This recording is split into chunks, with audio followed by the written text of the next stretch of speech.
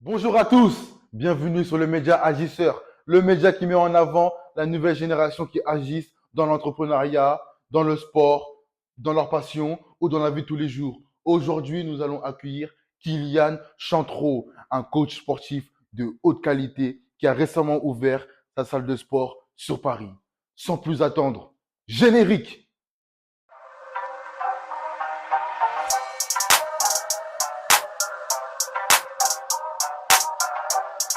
Bonjour Kylian Chantreau, Ça va? bienvenue sur le média Agisseur. Avec plaisir. Aujourd'hui, on va parler un peu de ton parcours, de comment tu es devenu coach sportif. Mhm. Dans un premier temps, est-ce que tu peux te présenter? Bah ouais, déjà, premièrement, merci de m'avoir accueilli ici. Avec Comme plaisir. tu l'as dit, je m'appelle Kylian Chantreau, je suis coach sportif maintenant depuis officiellement, ça va faire 4 ans, je dirais. Donc là, j'ai 26 ans, donc j'ai commencé à mes 22 ans. Avant ça, j'étais en STAPS jusqu'à mon master. Et donc du coup, voilà, ça fait un bon 4 ans que je suis coach. Ouais. Est-ce que tu peux nous dire où tu as grandi, comment tu as grandi, combien de frères et sœurs as-tu? Yes. Donc j'ai grandi à Ivry-sur-Seine, 94. J'ai un petit frère et une grande sœur. D'accord. Et bah, tout se passe bien, hein, on fait aller. Et comment était le jeune Kylian? Comment était le jeune Kylian? Euh, C'est-à-dire au lycée, au collège? Ton enfance, à la maison, dans ta famille?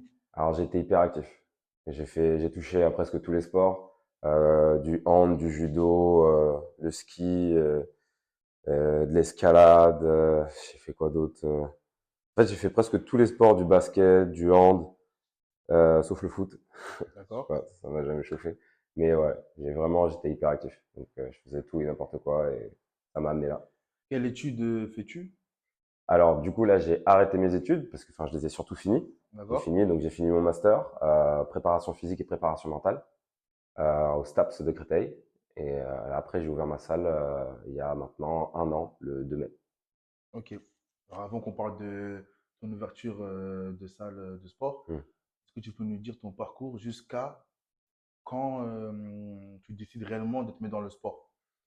Alors, quand j'ai décidé de me mettre réellement dans le sport, avant le sport, c'était un loisir, c'était quelque chose qui me permettait de, de, de m'ouvrir aux autres et aussi d'avoir un challenge dans la vie, de, de me permettre d'avoir un certain mindset, une rigueur. Et j'en ai décidé d'en faire mon métier quand j'ai vu que je pouvais pas m'en séparer, en fait, que j'aimais aussi transmettre ce que je faisais. C'est-à-dire que il y a le sport et le sport. C'est-à-dire que tu peux le pratiquer pour toi, mais quand tu décides de le faire pratiquer aux autres, c'est un autre monde. C'est passé de l'autre côté et j'ai vraiment adoré ce concept-là. D'accord. On va dire la vérité aux auditeurs. On se connaît Ouais, on se connaît, quand ouais. on est de la même ville. Aujourd'hui, le but de Agisseur, c'est Hmm. vraiment de mettre en avant les gens qui sont dans l'action. Ok. Et c'est aussi, surtout aussi de mettre en avant les jeunes qui ont peut-être eu un passé compliqué, une Mhm. vie compliquée, Mhm. et de montrer comment, avec quelle force ou quel déclic, Mhm. ils ont réussi à entreprendre ou à agir dans leur domaine. Donc, est-ce que tu peux nous en dire un peu plus sur ton passé? Ouais, je peux dire quelques petites phrases, effectivement. Premièrement, je pense que déjà, tout le monde a quelque chose à vivre et tout le monde a vécu quelque chose, premièrement. Mon histoire, elle n'est pas plus fabuleuse qu'une autre. C'est juste, elle m'a permis d'avancer comme j'ai avancé aujourd'hui, premièrement. Ensuite, ce qui a été un peu difficile, c'est que quand j'étais jeune, j'ai perdu ma maman, assez jeune, du coup, quand j'avais 11 ans. Et bah, forcément, dans la famille, c'était un choc. Et personnellement, je l'ai vécu bah, forcément comme un traumatisme, mais aussi comme quelque chose qui n'était, euh, comment dire, comme si rien n'était préparé en avance, que rien n'était acquis et qu'il fallait toujours faire pour avoir. Donc c'est-à-dire être dans l'action du coup. Et, et cet événement, bah, c'est ce qui m'a amené à être l'homme que je suis aujourd'hui. Et je vais dire quelque chose, et ça a tendance à en choquer parfois quelques-uns ou quelques-unes, c'est, on m'a déjà posé la question, si jamais tu pouvais retourner en arrière, est-ce que tu remonterais le temps pour sauver ta mère, etc., ou pour éviter l'accident? C'est un accident. Et bah, après mieux réflexion, je pense pas.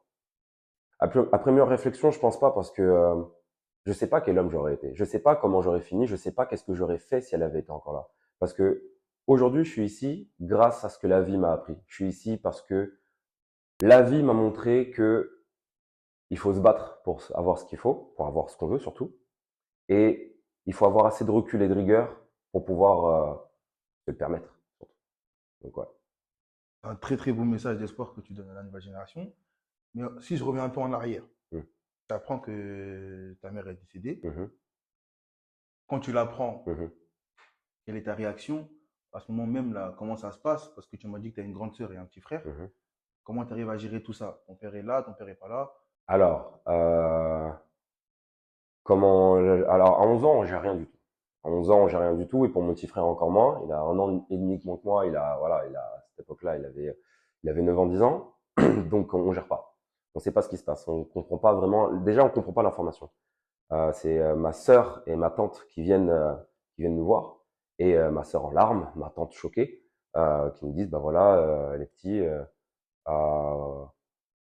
bah, maman, va pas rentrer. Tu comprends pas. Franchement, tu comprends pas. Tu te dis, comment ça va pas rentrer? Enfin, c'est quoi le truc? Et pour ma sœur et pour ma tante, c'est encore plus dur à avouer. Parce qu'elle, bah, ma tante, voilà, elle est adulte, ma sœur, elle est jeune adulte. Elle avait 22 ans à l'époque, si je dis pas de bêtises, 20 ans ou 22 ans, quelque chose comme ça. Et donc très jeune. Donc pour elle aussi, c'est un choc, hein, j'imagine. Et bah, à 11 ans, non, tu comprends pas. En fait, tu comprends pas, et tu commences à assimiler la chose quand les gens commencent à venir chez toi.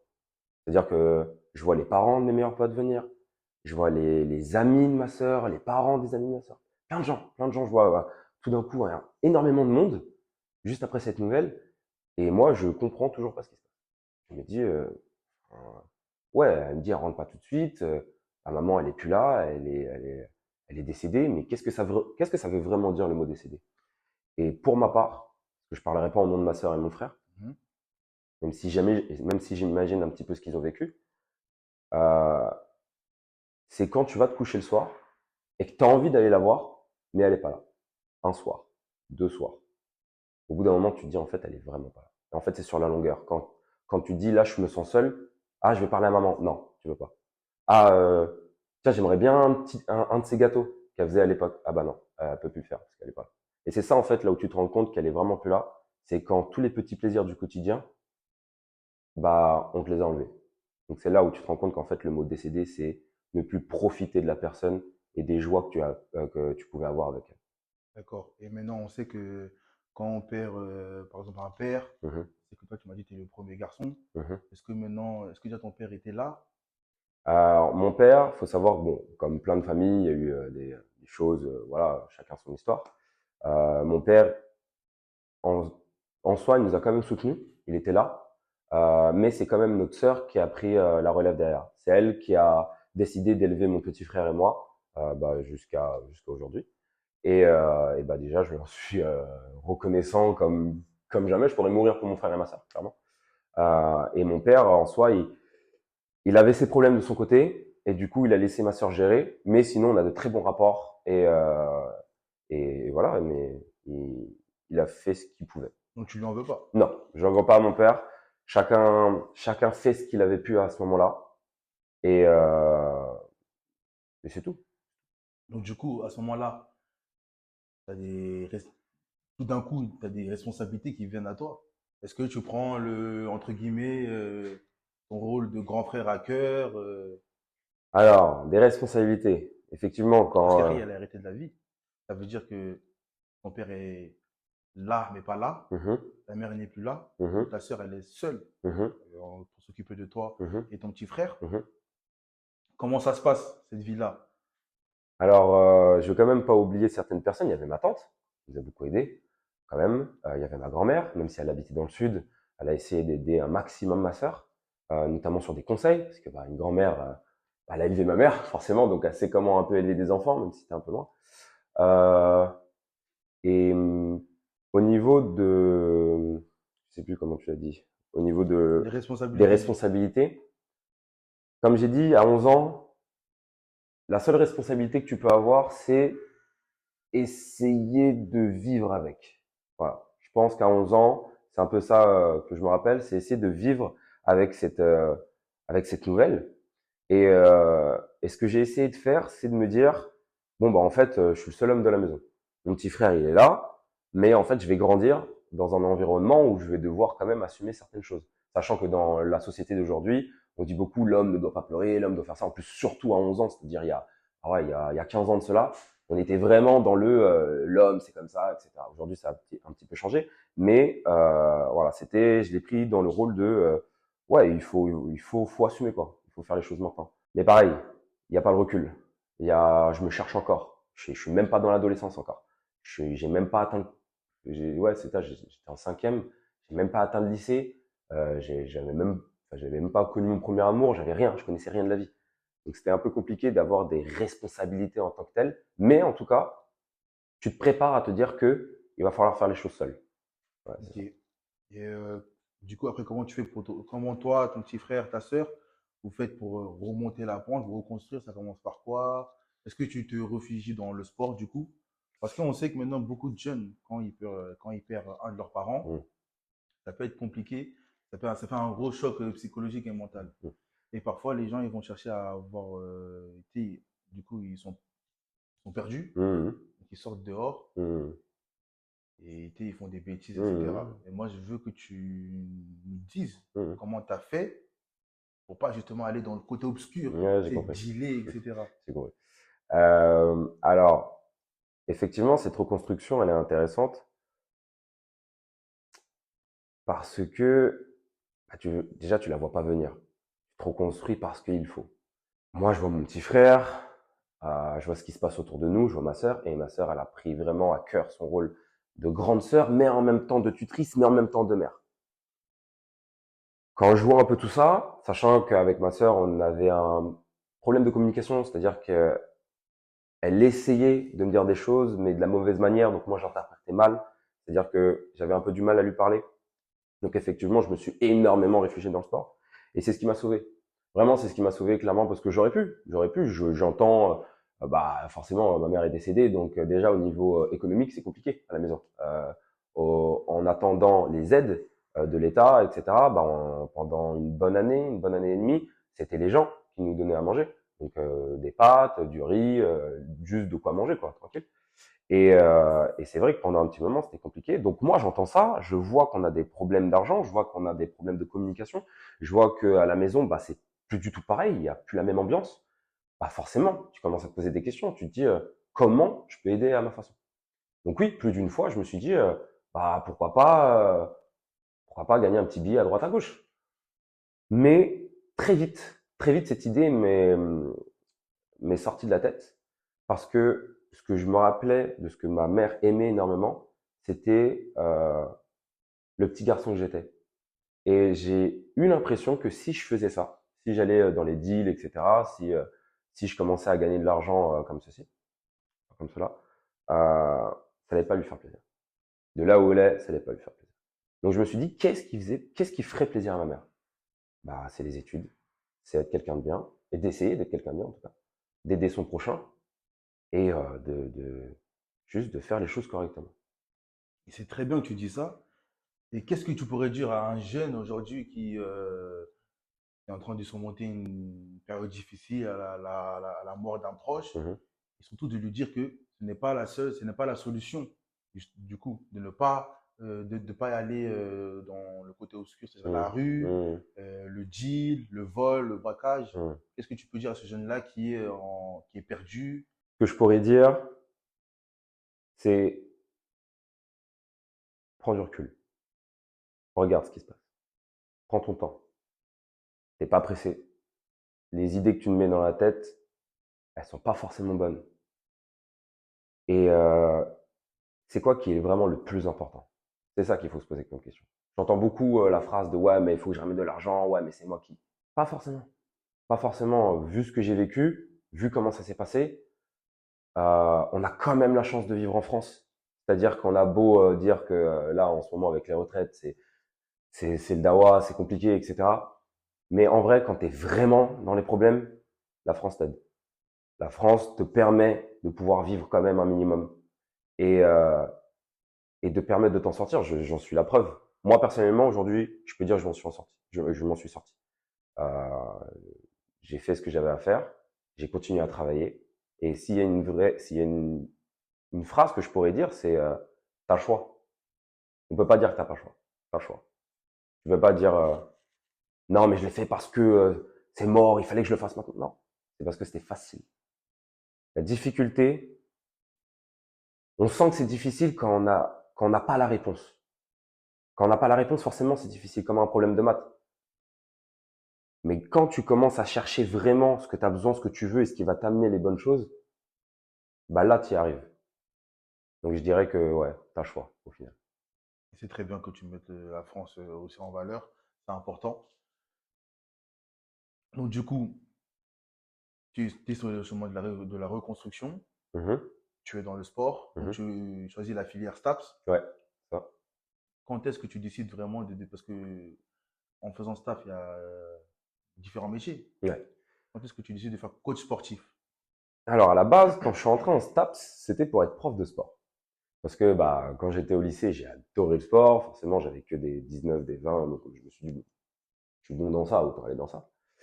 Et, euh, et quand j'étais en STAPS, je voulais être prof de sport. Et quand j'ai fait ma licence éducation motricité, bah, en fait, ça m'a dégoûté. J'ai fait un stage à Créteil dans un lycée et dans d'autres établissements et j'ai vraiment pas aimé. En fait, le fait d'obliger les élèves à certains moments et que les élèves te mentent et le micmac de juste être dans une planque et tout, il y avait pas le challenge que j'attendais en fait. J'aimais transmettre, mais j'aime pas obliger. J'aime être challengé et je trouve que le métier de professeur de PS, mais au bout d'un moment, c'est monotone, c'est lent. Parce que aussi, ce que je voulais faire avant même de rentrer dans le STAPS, c'était aller dans le GIGN. Ok. Je voulais aller au GIGN et j'ai eu des opportunités. Je me suis entraîné pour aussi depuis petit. Je voulais faire Ah, ça depuis longtemps. Déjà, en rentrant au collège, je ok. voulais je voulais aller dans une école spécialisée pour. Ma sœur voulait pas trop parce qu'avec ce qui s'était passé, elle voulait Ouais. le garder près de nous, donc ce que je comprends. Et merci à elle parce que d'un côté, bah, j'ai adoré ma scolarité, vraiment. Quand je suis allé en STAPS, c'était pour aller au GIGN, mais en même temps prof de sport, donc je savais pas trop. Donc je teste prof de sport, ça me déplaît. Donc je me dis, bah, je vais aller au GIGN. Donc je finis ma licence, je vais jusqu'au master. Master, ça me permet, je trouve un ancien membre du GIGN qui m'accepte en tant que stagiaire pour faire un stage de préparation mentale avec son équipe, donc à François. Et François, très gentil, bah, il m'a expliqué un petit peu le métier, il m'a montré un peu aussi ce que c'était. Je peux D'accord. pas tout dire, il y a des choses qui sont confidentielles avec lui, mais ce que j'ai pu en ressortir de tout ça, c'est que le métier d'hygiène, c'est donner sa vie pour la France. La France m'a aidé quand j'étais jeune, je voulais lui redonner un peu comme ça, mais au final, avec du recul, c'est le mental, et au fur et à mesure, je pense pas que ça aurait été le métier de mes rêves. C'était un rêve, mais c'est pas vraiment sur quoi je voulais finir. Parce que avec du recul, il m'a dit voilà, Kylian, tu as les capacités physiques pour le faire. Maintenant, je vais t'expliquer tout de suite. Les personnes qui ont un esprit critique, qui ont besoin, d'un objectif ou justement qu'on leur justifie certaines missions, tu pourras pas le faire.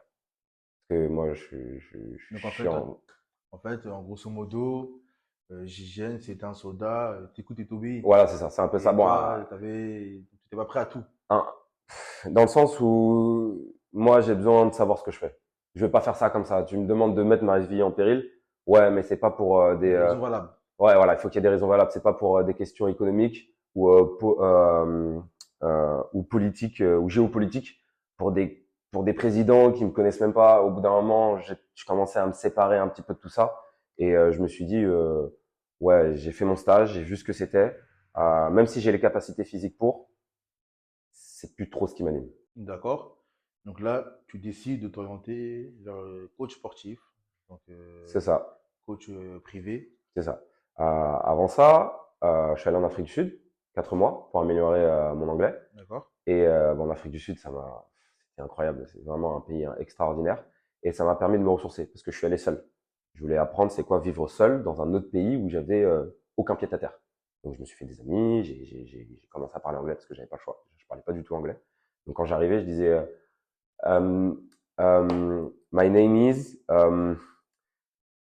Ça ça va être long. Ah, ça va être long. Ça va être long. 4 mois, ça va être long. Donc voilà, quand je suis ressorti de tout ça, bah, j'en suis sorti vraiment grandi et j'ai commencé à faire du coaching là-bas parce que bah, forcément j'avais mon background, j'avais ma licence, donc je pouvais commencer à coacher. J'ai commencé là-bas, Ok, commencé à coacher là-bas, en anglais d'ailleurs. d'accord. Donc je parlais pas anglais, j'avais jamais coaché et je commençais là-bas. Donc je me suis dit bon bah en rentrant en France, ouais, j'adore, c'est ce que je vais faire. Et c'est très bien, tu fais preuve de débrouillardise, surtout autodidacte, On essaye, en quelque sorte. Donc tu reviens en France, tu commences à faire tes coachings privés sur Paris. c'est ça. Et d'où te vient l'idée de avoir ta propre salle à toi et faire du coup tes coachings là-bas. L'idée me vient que j'ai déjà travaillé pour certaines personnes, pas pour des gens, tout court. Et j'aime pas enfin, je voulais être mon propre patron. C'est la phrase qu'on a aujourd'hui, être son propre patron, allez-y, etc. D'ailleurs, on reviendra un peu dessus après. Mais ouais, c'était ça, c'est l'idée de faire ce que moi j'ai envie. Parce que j'ai mes contraintes, j'ai mes envies et je voulais allier le tout. Donc je rentre, je commence à faire mes coachings, je vois que ça marche, je vois que ça prend doucement, je vois que je peux augmenter mes prix, avoir une certaine clientèle et avoir un certain sérieux et une certaine légitimité à faire certaines choses. Ça m'a vraiment plu. Me dire que effectivement, ce métier, c'est jamais pareil. Même si à peu près au bout d'un moment on a des similitudes, c'est jamais vraiment pareil. Et ça, j'ai aimé ce côté adapter, s'adapter à sa clientèle, s'adapter à son environnement. Et c'est ça qui m'a plu dans le coaching. Et donc, tu décides d'ouvrir ta salle de sport Mhm. avec un associé. Alors non, justement, quand j'étais en Afrique du Sud, j'avais un ancien camarade à moi de STAPS qui lui avait commencé le coaching bien avant moi. Lui, il a fini en licence, moi j'ai continué jusqu'au master. Euh, bah, il a vu, on se suivait sur les réseaux. Donc je vois lui qu'il avait bien augmenté, enfin il avait bien géré sa communauté et que bah, il travaillait aussi bien dans le domaine du coaching. Et donc il est venu m'approcher, il m'a dit est-ce que ça te chauffe, c'est quoi tes projets plus tard? Moi j'ai dit moi je veux une salle. Je reviens d'Afrique du Sud, j'ai vu comment c'était là-bas, je veux faire la même chose en France. Et il m'a dit bah moi aussi je veux ouvrir une salle. Qu'est-ce qu'on dit? Donc on s'est associés. Et du coup on a ouvert notre première salle de sport dans Paris et on fait ce qu'il faut pour que ça marche. Bah, déjà, félicitations pour Bah ta merci, salle. ça me fait plaisir. Ça fait Merci. plaisir. Et du coup, est-ce que tu peux nous en dire un peu plus sur les inconvénients, les contraintes déjà d'être son propre patron Tout à et fait. d'ouvrir aussi une salle? Qu'est-ce que ça demande? Ouais. Alors, première chose, ce que j'ai à vous dire, c'est que être son propre patron, c'est bien, mais non. Non. On dit oui, c'est génial, tu vas ouvrir ton truc, etc. Dites-vous, hein, dites-vous que être son propre patron, c'est être comptable, c'est ne pas avoir de jours fériés, c'est de ne pas avoir de week-end, c'est de ne pas avoir une vie de famille dès le début. C'est que si vous en avez une, elle va partir au second plan. C'est que le mot travail, c'est ce qui va gérer votre vie et que le mot repos, c'est quelque chose que vous allez devoir vous obliger à avoir si vous voulez réussir. C'est ça, être son propre patron. Oui, forcément, l'argent, tu le touches directement. Oui, forcément, la reconnaissance, tu l'as directement, pas de ton patron, c'est pas lui qui vient te dire, ah, c'est bien, t'as bien travaillé. Non, tu te le dis à toi-même. Et ça, même ça, t'as du mal parce que tous les reproches, toutes les choses que tu n'arrives pas à faire, bah, en fait, tu te focalises énormément dessus. Moi, j'arrive, je suis mon propre patron, ouais, c'est génial. Sauf qu'on me dit, il y a l'URSSAF, je reçois des lettres, je comprends rien. On me dit, il faut que j'ai un comptable. Je vois les prix. Ok, d'accord. Euh, je vois que il faut que je gère mes clients. C'est-à-dire, il faut que je fasse du back-office. Il faut que j'envoie des mails. Il faut que j'envoie des messages. C'est-à-dire que faut que je fasse des newsletters. Il faut que je relance, au fait, au final. Je suis une entreprise à moi tout seul. Donc, être son propre patron, c'est gérer tout ce que les entreprises font tout seul. Donc, forcément, c'est énormément de travail, mais c'est aussi beaucoup comment on appelle ça? De sentiments d'accomplissement. Donc, la contrainte, je dirais, faut pas compter ses heures et il faut pas être pressé. Ouais, faut vraiment pas être pressé. C'est très bien que tu dis ça parce que ça montre une partie de l'iceberg que les gens ne disent pas toujours. Mm, Les gens ils disent quand tout est accompli, tout est beau, tout beau, tout mm, rose. mm, mm, Mais la réalité, elle est là et c'est mm. ça. On n'aime pas trop montrer les pleurs, les échecs, C'est ça. les clients qui t'envoient un message, bon bah on préfère pas continuer avec toi pour X raisons. Des gens qui te répondent même plus ou des gens qui te demandent de venir à 7 heures du matin chez eux. Donc toi tu te lèves forcément beaucoup plus tôt. T'es là, t'es à l'heure, et tu toques à à leur porte, ils dorment encore. Tu te dis, ah ouais, ils ne prennent pas trop au sérieux, en fait. Et Donc, du coup, toi, la suite, pourquoi, pour toi, ce serait quoi? Est-ce que tu envisages d'ouvrir d'autres salles? ouais, mon objectif, clairement, c'est pas de m'arrêter là. C'est là, on gère notre première salle avec mon associé. On est en train de prendre doucement dans le 11e arrondissement. Et on aimerait peut-être, j'ai pas envie de m'avancer, mais peut-être d'ici 2 ans, ouvrir une seconde salle, plus dans les alentours du premier arrondissement de Paris, pour continuer, pour juste grandir et faire ça. Moi, mon objectif, c'est quoi, ouais, j'ai 26 ans, j'aimerais que vers 30 ans, je sois plus gérant que coach. Ok, Ouais, j'aime la gestion. J'aime gérer et manager. Ça, c'est un vrai kiff, un vrai challenge. d'accord. Je vais te poser deux questions. Ouais, dis-moi. Qu'est-ce que tu dirais à un jeune qui veut Ouais. devenir coach sportif et par la suite ouvrir sa salle, brièvement, Mhm. pour les conseils que tu pourrais le donner? Et qu'est-ce que tu évoques le mot agir pour toi Ok. et que tu puisses laisser un message à travers ce mot-là à la nouvelle génération? Alors, la première chose, c'est si on veut être coach sportif, aujourd'hui, c'est plus ou moins facile. C'est en 1 an. C'est un équivalent bac. Euh, donc, je dirais, si on veut être un bon coach, autre chose, c'est ne jamais s'arrêter de se documenter. Ne jamais s'arrêter d'apprendre ce qu'est le monde du sport. C'est tellement vaste. Il y a tellement de choses à apprendre que juste faire un programme de musculation, pec, dos, lundi, vendredi, c'est clairement pas suffisant. Il faut savoir s'adapter à sa clientèle. Femme enceinte, sclérose en plaques, problème de genoux, rééducation. Il y a tout ça déjà qui rentre. Ensuite, dans le domaine du sport, il y a la préparation physique, la préparation mentale, il y a l'APA, il y a, il y a tellement de choses qu'il faut jamais arrêter d'apprendre. Il y a tellement de livres aussi dessus. Le corps, c'est la première chose qu'on nous donne sur Terre. Donc, il faut savoir comment ça fonctionne. Donc, je dirais aux jeunes qui veulent être bons coachs, c'est toujours apprendre. Et en deuxième question, donc, alors le mot agir, ce que je pourrais dire, c'est ce que ça m'évoque, c'est fais et ça se fera. Et n'aie pas peur de te casser la gueule. Vraiment, s'il y a quelque chose que je peux dire, c'est vous allez vous casser la gueule. Vous allez rater encore, encore et encore. Mais le mot agir, c'est de le refaire mieux. C'est ça vraiment ce que ça me donne, ce que ça m'évoque. Ce mot. Ok, c'est très bien, Kylian. Et qu'est-ce qu'on peut te souhaiter par la suite? Bah, de pas me blesser, parce que je me blesse beaucoup en ce Très moment. important. Ouais, donc la santé plus qu'autre chose. Et juste qu'on me laisse tranquille, que je fasse mes trucs de mon côté, et c'est tout. Donc, du coup, laisser en paix, Voilà, Kylian. c'est ça la paix. C'est Voilà. important la paix. Merci beaucoup d'être passé, Kylian. Merci à toi. C'était un C'est un honneur pour plaisir, nous. vraiment. À bientôt. À bientôt, hein.